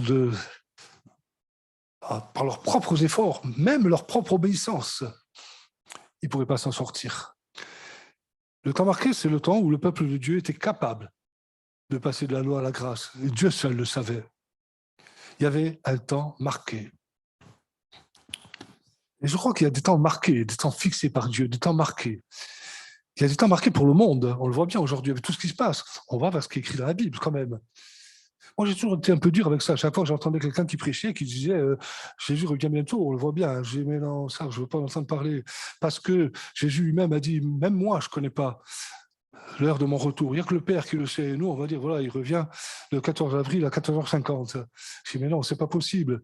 Mais quand même, quand on voit aujourd'hui ce qui se passe par rapport à toutes les prophéties de la parole de Dieu, on est quand même obligé de se rendre compte que les temps marqués pour le monde, ça arrive. Il y a des temps marqués pour le monde. Il y a des temps marqués pour nos églises. On continue, on s'accroche, on s'attache, on prie, on intercède, parce qu'il y a des temps marqués. Mais nous, on ne les connaît pas. Alors, on ne va pas se décourager, on ne va pas laisser tomber, on ne va pas dire, ouais, on laisse courir, on laisse courir. Moi, c'était Rock qui était, j'ai fait un culte à Corté. Il y avait 2 auditeurs. 2 auditeurs. Qu'est-ce qu'on a dit? On arrête. Mais maintenant, mercredi, je ne sais pas, on était une douzaine ou une quinzaine, et puis après, les étudiants, moi, je m'en allais. Et puis, il y avait déjà des étudiants qui étaient là, il y en a d'autres qui arrivaient, vous avez vu les photos. Il y a des temps marqués pour Christ, par Christ, il y a des temps marqués par Dieu. Donc, on continue. Et on s'affermit d'ailleurs en continuant. Il y a des temps marqués aussi pour chacune de nos vies. Dieu connaît les temps. Dieu connaît les temps. Et le vrai danger, c'est que de vouloir remplacer la marque de Dieu sur nos vies, sur nos églises, de vouloir remplacer la marque de Dieu par notre marque à nous, en voulant faire des choses qui ne viennent pas de Dieu, en passant par des chemins, dire je vais m'en sortir tout seul. On va remplacer la marque de Dieu par des marques charnelles. Et on va se faire mal. Ça nécessite la foi et la patience. Pas toujours facile, mais c'est quand même comme ça. Mais parfois, les séances de Dieu ne vont pas venir forcément des temps qu'il a fixés. Mais on a notre part à faire. Regardez un premier texte dans le livre du prophète Jérémie, chapitre 18, verset 2. Jérémie 18, 2. Dieu parle à Jérémie. Lève-toi, descends dans la maison de potier, là je te ferai entendre mes paroles. Dieu est en train de parler à Jérémie. Et pourtant, il lui dit, si tu veux que je te parle, descends dans la maison de potier. Jérémie lui dit, mais tu me parles là. Pourquoi tu veux que j'aille ailleurs? Tu es déjà en train de me parler. Continue. Mais Jérémie ne se pose pas la question. Dieu lui dit, lève-toi, descends dans la maison de potier. Pas de question, il se lève et descend dans la maison de potier. Moi, je suis persuadé que s'il n'était pas descendu dans la maison du potier, Dieu était en train de lui parler. Dieu aurait peut-être arrêté de lui parler. Il fallait qu'il descende dans la maison du potier. Et nous, parfois, c'est un petit peu comme ça. Dieu nous a parlé, évidemment. Dieu nous a parlé à chacun. Sinon, on ne serait pas là. Et puis, il y a des temps de découragement, des temps de lassitude. Et puis, cette injonction à Jérémie, elle s'adresse à chacun de nous ce matin. Lève-toi. Lève-toi et descends dans la maison du potier. Qu'est-ce que je veux dire par là? Lève-toi. Je crois qu'à un moment donné, il faut qu'on prenne le pas sur le découragement et qu'on se lève. Parce que le découragement, il va nous faire rester assis, même pas assis dans l'église. Assis devant la télé, ça ne sert plus à rien. J'ai essayé. C'est pas assis sur le bord de notre lit dans la prière, non. Assis, découragé. Je suis fatigué, Seigneur. Combien de fois on est comme ça? J'en ai marre, je suis fatigué, j'en ai marre, je suis fatigué. Mais Dieu te dit, lève-toi. Parfois, à cause des épreuves, à cause du découragement, on fait du surplace, on ne progresse plus, parce qu'on n'y croit plus. Parfois aussi, le découragement, les épreuves, nous poussent à nous lamenter. Seigneur, regarde ce qui m'arrive. Et je disais tout à l'heure, c'est naturel. Seulement, la Bible dit, dans un autre contexte, c'est vrai, mais la Bible dit quand même, ce qui est naturel vient le premier. Le spirituel vient ensuite. Et si je veux le remettre dans ce contexte, je dirais que le naturel vient le premier.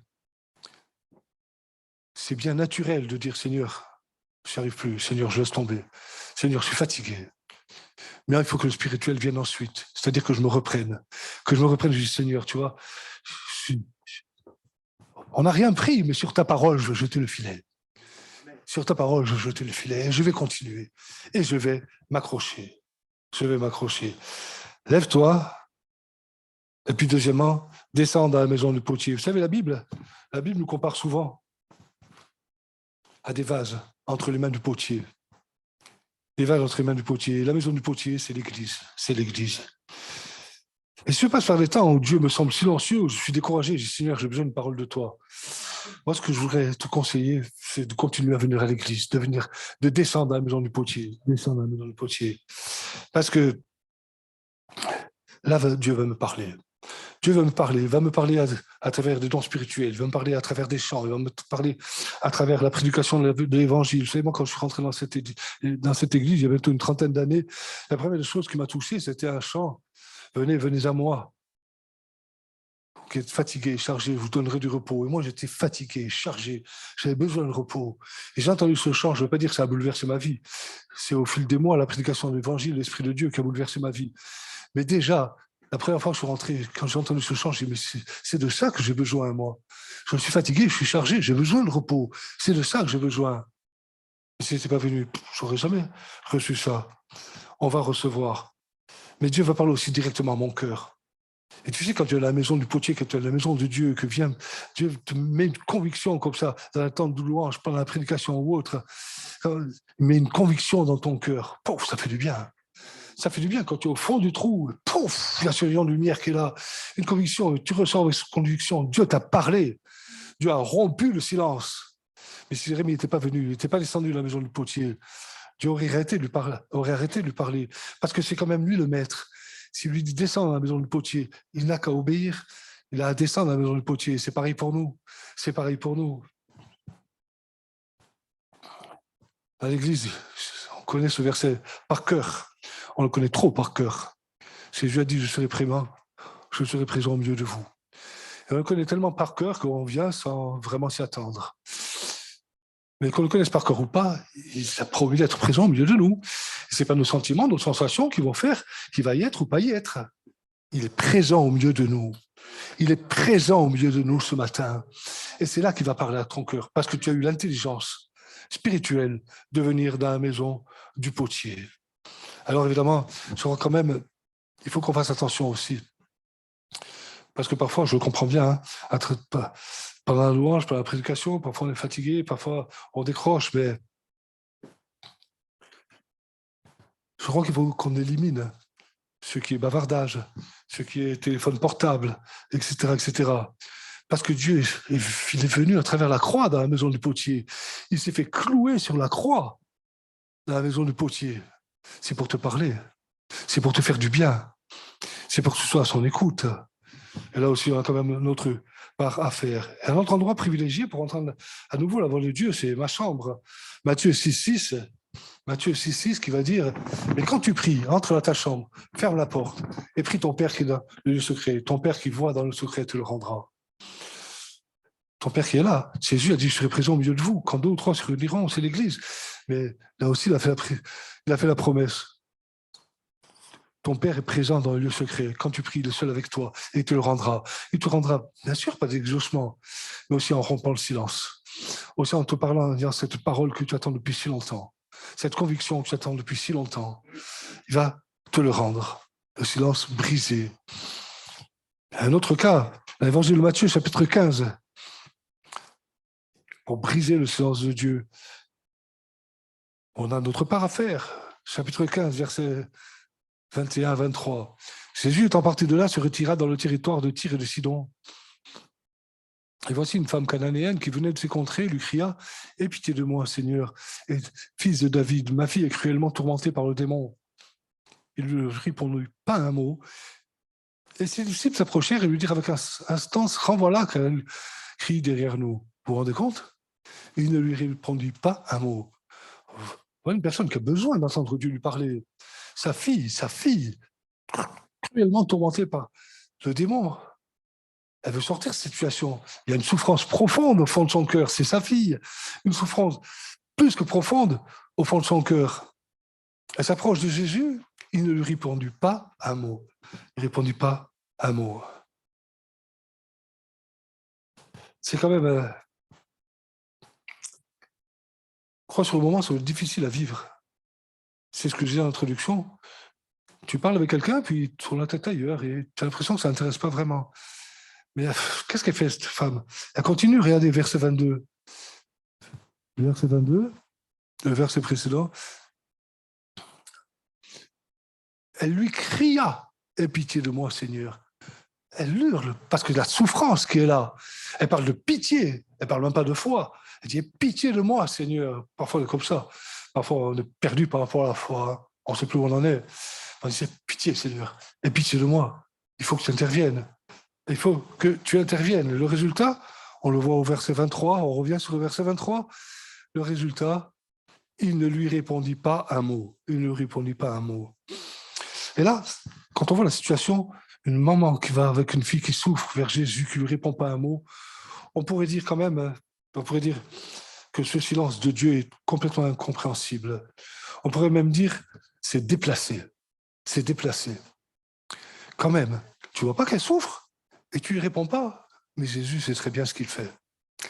Et toi, peut-être au fond de ton cœur, il t'est arrivé de dire, le silence, ton silence envers moi, il est incompréhensible. Et parfois, tu souffres tellement que tu peux même lever le poing contre Dieu et dire, c'est même déplacé. C'est même déplacé. Seigneur, quand même, tu as dit, je suis venu pour guérir le cœur brisé. Tu ne vois pas que j'ai le cœur brisé? Cette maman, tu ne vois pas qu'elle a le cœur brisé? Il ne lui répondit pas un mot. Et les disciples, les génies, ses disciples, souvent, ça fait rire. Le problème, c'est qu'on est les disciples et que nous aussi, souvent, on est les mêmes génies. Ah voilà, car elle crie derrière nous. On a envie de les applaudir. Mais ça s'est déjà produit, ça s'est produit aussi avec Bartimée, hein, rappelez-vous. Un mendiant aveugle au bord du chemin, il crie, lui aussi, il dit « Pitié de moi, fils de David, pareil, pitié, j'en peux plus ». C'est Jésus qui ne répond pas sur le moment. Il veut le faire taire. Renvoyez-le. Les mêmes disciples, nous, quoi. Plaise à Dieu, quand des hommes, des femmes qui rentrent dans nos assemblées, qu'on soit des vrais disciples. Et même si parfois la conversation peut sembler fatigante, peut sembler même décourageante avec certaines âmes, il faut qu'on continue à les entourer, à les encourager. On est le peuple de Dieu, on va quand même pas dire Seigneur, qu'elle vienne plus cette personne. Au contraire, Seigneur, qu'elle vienne cette personne. Et on va l'encourager, on va l'entourer. On ne va pas la gaver de versets. On va dire, je suis avec toi, tu as besoin. Tu peux dire, moi, je suis là. Sur la gave de versets, je ne suis pas sûr que ça nous fasse vraiment beaucoup de bien. Ceux qui suivaient Jésus. Mais cette femme, elle a le bon réflexe. On va terminer, regardez le verset 25. Mais elle vint se prosterner devant lui, disant, Seigneur, secours-moi. Elle ne s'arrête pas au silence de Dieu. Elle persévère. Il faut qu'on persévère. Et au verset 26, il répondit, il n'est pas bien de prendre les pains des enfants et de les jeter aux petits chiens. Il répondit, enfin Dieu parle. Mais bon, une réponse comme ça, on peut se dire, si c'est pour avoir ce type de réponse, le silence me convenait très bien. Mais elle va continuer. Parce que c'est son enfant. Parce que la souffrance est trop dure. Il faut qu'on continue. Pour ceux qui ont une souffrance trop dure, qui rentrent dans nos assemblées, pour les frères et sœurs aussi. C'est bien le cas d'actualité aujourd'hui, qu'on persévère pour ceux qui sont dans la souffrance.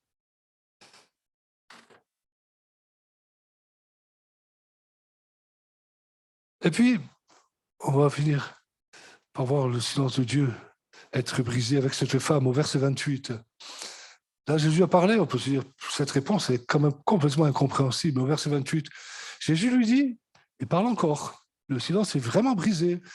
Femme, ta foi est grande, qu'il se soit fait comme tu veux. Alors même, sa fille se guérit. Il a rompu le silence une première fois par une réponse qui peut être expliquée théologiquement, mais cette femme, elle ne devait certainement pas pouvoir se l'expliquer. Il n'est pas bon de prendre le pain, il faut le jeter. Le pain des enfants, le jeter aux petits chiens. C'est dur là-haut. Rompre le silence pour ça, mais elle continue. Elle ne comprend pas la réponse. Et parfois, tu ne vas pas comprendre la réponse. Et parfois, je ne vais pas comprendre la réponse. Mais elle continue. Et on va continuer. Et là, elle a la réponse qu'elle souhaitait. Qu'il te soit fait comme tu veux. À l'heure même, sa fille fut guérie. Alors, en conclusion, dans nos vies, dans nos églises, il y a parfois des temps de silence de Dieu. Il y a des temps de silence de Dieu. Je le disais tout à l'heure, certains de ces temps sont simplement dus au fait qu'il y a des temps marqués par Dieu. On n'est pas là pour bousculer, on le voudrait tellement. On n'est pas là pour bousculer les temps de Dieu. On va se faire mal. On va se faire mal. On va se blesser. Mais on est là pour faire confiance à Dieu jusqu'au temps marqué. Et puis il y a d'autres temps de silence qui dépendent en partie de nous. Et je crois que quand on a vraiment soif, parce que c'est la base, il faut avoir soif d'entendre Dieu nous parler aussi. Quand on a vraiment soif d'entendre Dieu nous parler, parce que quand on a soif d'entendre Dieu nous parler, c'est pas un copain qui va nous parler pour nous dire ce qu'on a envie d'entendre. C'est un Dieu d'amour et de vérité qui va nous dire la vérité. Et quand il va nous dire la vérité, il va peut-être aussi nous dire des choses qui ne nous plaisent pas beaucoup. Il faut changer ça. Enlève ça de ta vie déjà. Après, tu vas voir comme je vais te parler, abondamment. Donc, il faut qu'on ait soif d'entendre Dieu nous parler. Et qu'on ait la simplicité et l'humilité de s'attacher juste à ce qu'il nous dit. Pas à ce qu'on voudrait qu'il nous dise, mais à ce qu'il nous dit. À ce qu'il nous dit. Et quand on a soif, les 3 solutions que j'ai évoquées, elles sont vraiment très simples. C'est d'abord la maison du potier, c'est l'Église. L'Église, parce que trop souvent, on a un mauvais réflexe. Ça ne va pas. Dieu ne me répond pas. Le temps de silence est trop long. Je quitte l'Église. Franchement, ça n'a pas grand-chose de spirituel. Parce que ça reste la maison du potier. Avec nos différences, avec nos défauts. Mais bien sûr qu'on a des défauts. Sinon, il n'y aurait pas eu besoin de la croix. Mais ça reste la maison du potier où on est façonné, où on progresse. Alors continue dans la maison du potier. Et toi qui n'as peut-être plus envie de venir avec ce qu'on t'a dit, avec ce qu'on t'a fait, avec les défauts des autres, continue à venir avec tes défauts à toi. Continue à venir. Parce que Dieu va te changer. Peut-être même te briser. Peut-être même te briser. Mais pour ton bien. Et tu seras changé. Continue à venir à l'église, à la maison du potier. La prière, le lieu secret, la chambre où Dieu promet, le Père promet d'être là avec nous. On n'est pas seul, on n'est pas abandonné. Même quand le ciel semble très bas, continue à tenir la prière. Et ton Père qui est là, dans le lieu secret, là, tu te rends compte un peu? Il descend du ciel dans ta chambre. Fais le ménage avant, hein. Dans ton cœur, en tout cas, et dans mon cœur. Il est là et il te le rendra, et il te parlera, il te donnera des convictions au fond de ton cœur. Et puis la persévérance, comme cette pauvre femme. La souffrance était terrible, mais elle a persévéré. Elle a persévéré. Elle a obtenu l'exaucement. Et dans tous les cas, évitez de vouloir hâter le temps de Dieu, évitez surtout de dire c'est comme ça, je quitte l'Église. C'est comme ça, je quitte l'Église, ça va être mieux dans le monde, tu vas voir. Ça va s'arranger. Voilà, dans le monde, ce qui va se passer, c'est que tu vas peut-être trouver des copains qui vont dire comme toi. Et tu vas dire, voilà, j'avais raison. Ça fait du bien. Mais ça fait du bien à l'ego, ça ne fait pas du bien à l'âme. L'Église, tu vas peut-être trouver des hommes, des femmes, et surtout le Saint-Esprit, qui va dire, tu n'avais pas raison.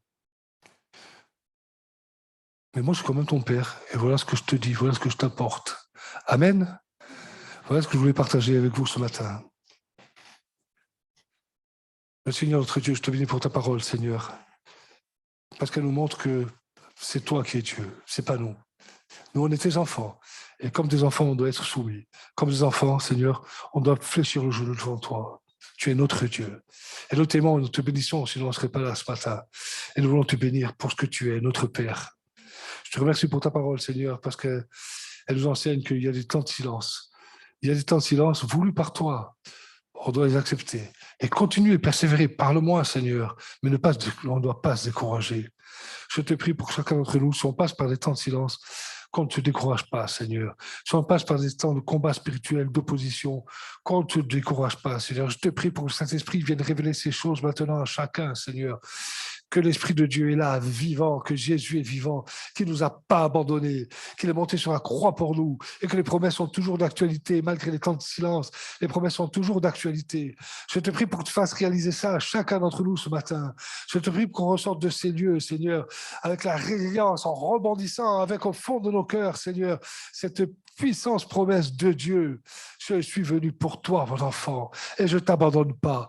Ton nom est gravé sur la paume de mes mains, et ça a été gravé par les clous de la croix. C'est le sang qui a coulé pour toi.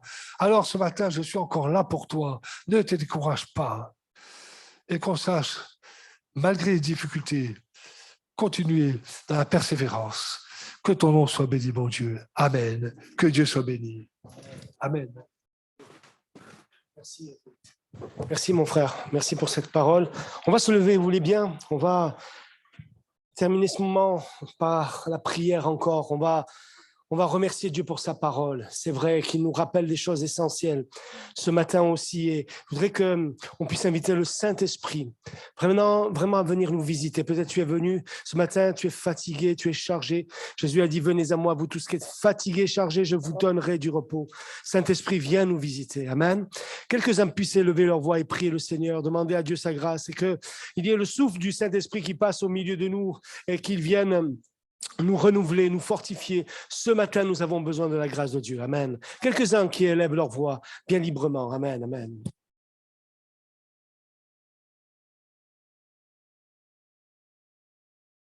D'amour, Seigneur, veut sanctifier son peuple jour après jour. Gloire à Dieu. Et c'est vrai, ces paroles aussi, je les ai prononcées. Je suis fatigué, j'en ai marre. Mais tu es venu, Seigneur. Amen. Et merci, Seigneur, pour l'action de ton esprit. Amen. Seigneur. Oui, Tu es vivant, Saint-Esprit, Seigneur. Dieu. À toi la gloire, Bien Seigneur. Seigneur. Bénis ton peuple, Seigneur. Tu bénis ton Amen. peuple Amen. Israël, Seigneur. Mais tu bénis aussi l'Église, Seigneur. Alléluia. Parce que Gloire tu à l'as Dieu. de belle. Et tu reviens bientôt la chercher, Seigneur. Alors sois loué, Seigneur. Sois béni. Amen. Amen. Merci, Seigneur. Merci. Merci. Une église pendant 10 ans à Paris. Et je bénis cette église parce que c'est là que je fais Alléluia. Il y avait des miracles à toutes les réunions, des miracles spectaculaires, des guérisons de toutes sortes, Seigneur. Et pourtant, Seigneur, quand je suis arrivée ici, tu m'as donné tant, tu m'as donné, vraiment, tu m'as fait comprendre à quel point tu m'aimais. Et Seigneur, je te bénis parce que cette église est toujours debout, malgré toutes les attaques, toutes les attaques que j'ai connues contre les pasteurs qui sont venus et qui ont parlé en ton nom.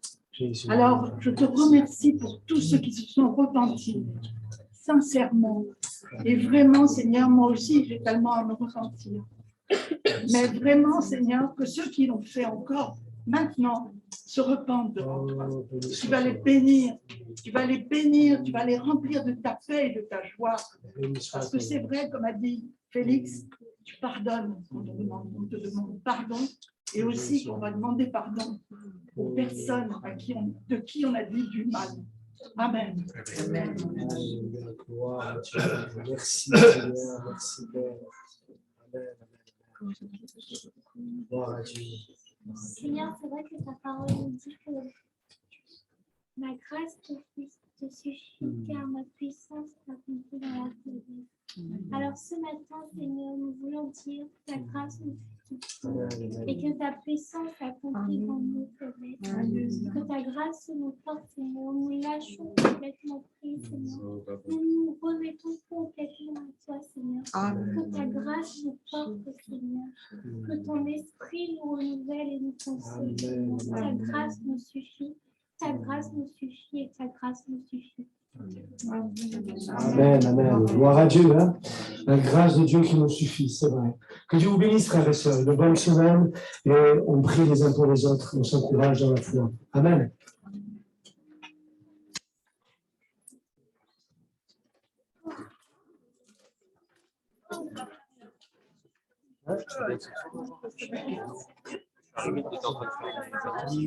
C'est vers 17h. Je ne sais pas exactement à quelle heure. Donc, on va envoyer encore un réponse de ce à partir de 17h.